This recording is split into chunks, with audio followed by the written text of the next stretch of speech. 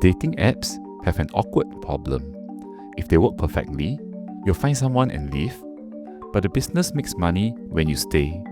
And that is where dating starts to feel like a casino. When I first looked at dating apps, I got the appeal straight away. You open your phone and suddenly you can meet people you would never meet in normal life. For people who are shy, busy, divorced, or in communities that are harder to meet openly, this solved a real problem.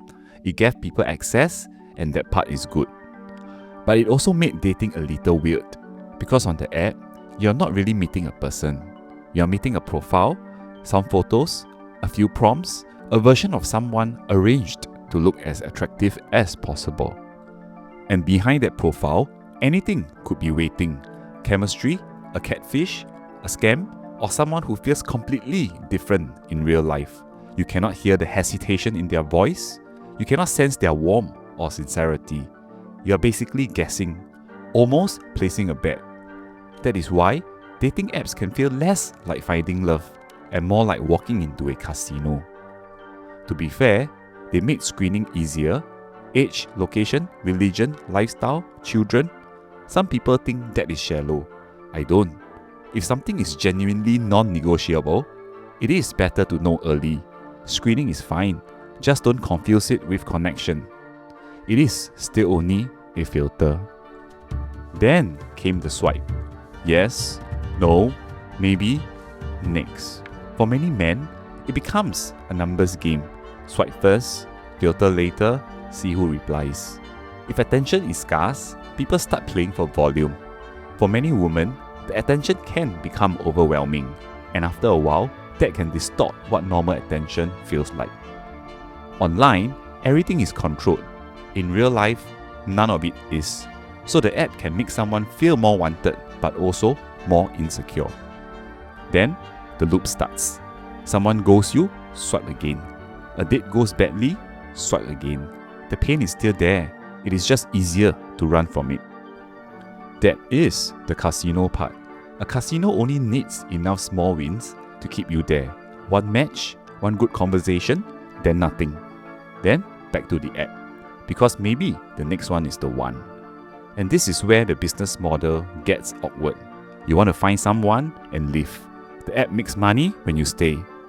Keep swiping, keep checking, keep upgrading, keep coming back. Basically, a paid version of hope.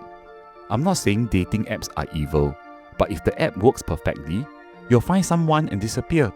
The business wants active users. That is the awkward part. Then, there is choice. Choice is useful, but when there is always another option, it becomes very easy not to choose anyone. Why tolerate this flaw? Why work through this problem? There might be someone younger, richer, funnier, or more attractive. And maybe there is, but better in one category does not mean better for you. The person in front of you is real. They have flaws, bad moods, and boring days.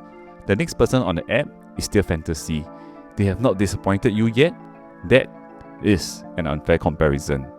At some point, the question stops being, is this person good enough to build with? It becomes, are they perfect enough for me to stop searching? And if perfection is the standard, nobody qualifies. This is where I think modern dating gets confused. Dating apps are very good at helping people find, but finding is not building. Finding is choosing. Building is what comes after. Can you talk when things are uncomfortable? Can you repair after a fight? Can you keep choosing the same person after the excitement fades? I am not romanticizing the past. A lot of people stayed because living was too difficult. But some people also learned how to stay. They adjusted, compromised, went through hard seasons. Love became more than attraction. It became history, loyalty, trust built over time. That kind of love is not ready made. You build it. So maybe the real question is not, can I find someone slightly better? Maybe it is, have I found someone good enough in the things that matter? Character, kindness, loyalty, shared values, the ability to repair. Dating apps made meeting easier than ever. But meeting is not commitment. And in a world where someone better might always be one swipe away, commitment may become the rarest thing of all.